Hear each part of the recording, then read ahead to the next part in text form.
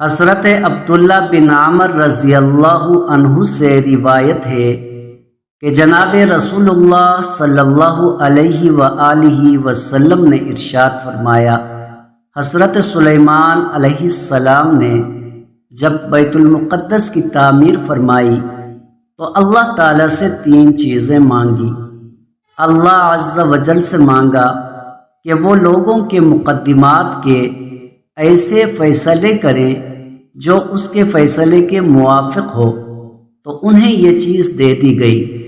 انہوں نے اللہ تعالیٰ سے ایسی سلطنت مانگی جو ان کے بعد کسی کو نہ ملی ہو، تو انہیں یہ بھی دے دی گئی۔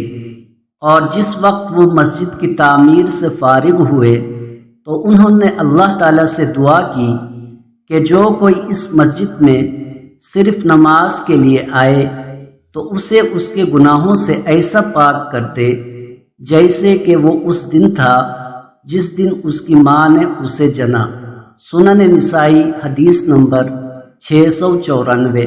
حضرت عامر بن عبسہ رضی اللہ عنہ سے روایت ہے کہ جناب رسول اکرم صلی اللہ علیہ وآلہ وسلم نے ارشاد فرمایا، جس نے کوئی مسجد بنائی جس میں اللہ تعالیٰ کا ذکر کیا جاتا ہو تو اللہ تعالیٰ اس کے لیے جنت میں ایک گھر بنائے گا۔